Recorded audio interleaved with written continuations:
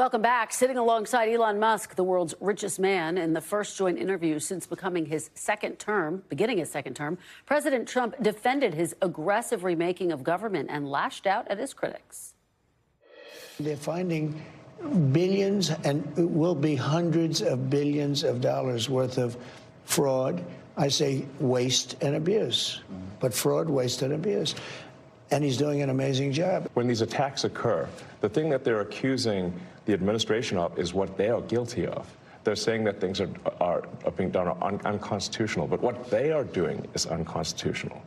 They are guilty of the crime of which they accuse us. That's always the first thing they do. He's in violation of the Constitution. They don't even know what they're talking. Well, it's absurd. It's just a con job. It's a big con job. The White House has not presented any solid evidence to support the president's claim that Musk and his allies have uncovered billions of dollars of fraud in federal government. Meanwhile, Trump and Musk's efforts to expand the power of the executive branch and slash the federal workforce continue.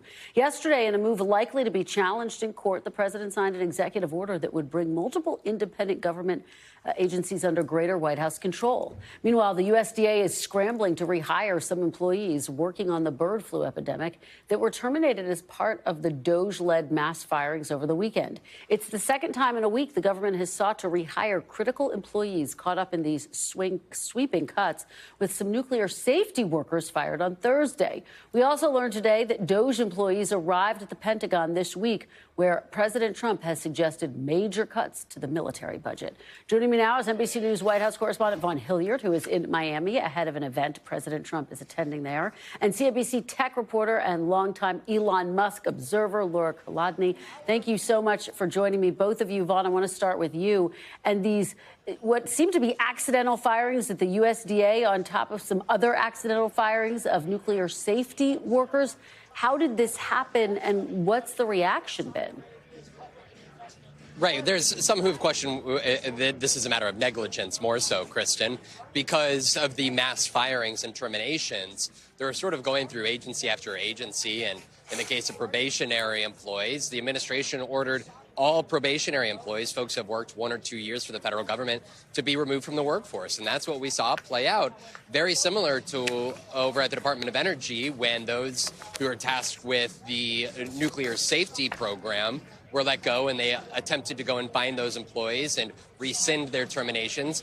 NBC News is now learning that a similar type effort is underway at the U.S. Department of Agriculture. Individuals who were working on the avian bird flu outbreak were fired, and now they're trying to bring those individuals back, saying that it was a mistake that they were fired in the first place. Laura, let me head over to you now. I mean, you've covered Mr. Musk's private companies for years. Does this fit a pattern and a playbook that you've observed with Elon Musk? It's the exact playbook. We saw this most clearly when he led this leverage buyout of Twitter, now known as X, and he cut 80% of the workforce. Did the same fork in the road offer to try to compel people to resign, take a sort of buyout deal. We've seen that exactly play out. Also last year, or rather from 2023 to 2024, Tesla steeply cut its workforce, including getting rid of basically its entire charging team, and headcount declined about 10-11%. That's while other competitors in the EV market, electric vehicle market, were growing. Well, it's certainly fascinating to have that backdrop to all of this. Vaughn, let me head over to you, because, of course, what we're seeing now and what we're learning about now is that Musk and his team are now going to set their sights on the Department of Defense. This has long been one of the things that Republicans say they want to actually beef up defense spending. What are you hearing their strategy is there? Right. Our great colleague Courtney Cuby reporting that DOGE officials are inside of the Pentagon today. And this has been heralded by Pete Hegseth, the new defense secretary, who we should note, right, he and other Republicans have long championed and called for greater U.S. defense spending, especially in comparison to European allies.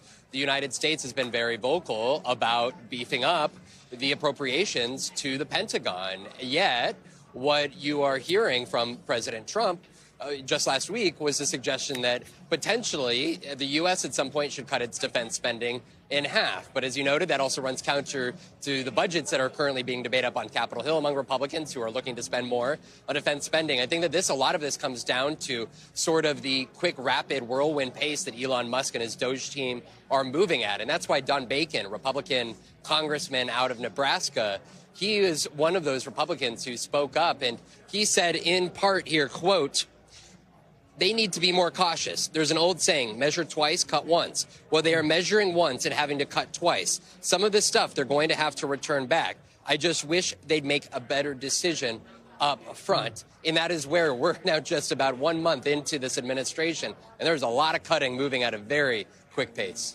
It certainly is. Laura, I want to play a little something for you from last night. Elon Musk was asked about potential conflicts of interest. He obviously has billions of dollars in government contracts with his various businesses. Take a look at what he had to say. I mean, I haven't asked the president for anything ever. And if it comes up, how will you handle it?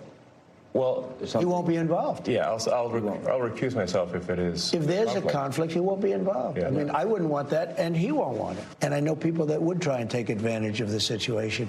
This guy's somebody that really cares for the country, and I saw that very early on. I saw it really a long time ago when I got to know him. He's a very different kind of a character. Laura, what do you make of that response and, frankly, of the interplay between the two of them? Well, Musk's claim is false on its face. I mean, his company's SpaceX alone has received $19 billion from the federal government, earned it, but since 2008, and it is poised to take in several billion a year for years to come. And that doesn't even include block grant spending by states for items like Starlink Wi-Fi. So, of course, he has asked the president and, Biden and Trump previously for a lot. As far as the camaraderie, Musk is very good at managing relationships with people who are mutually useful to him and are very powerful. So I'm not surprised to see this dynamic with President Trump and Musk. That's really fascinating. Vaughn, finally, very quickly to you, can you give us the very latest on the executive order that President Trump signed related to independent government agencies?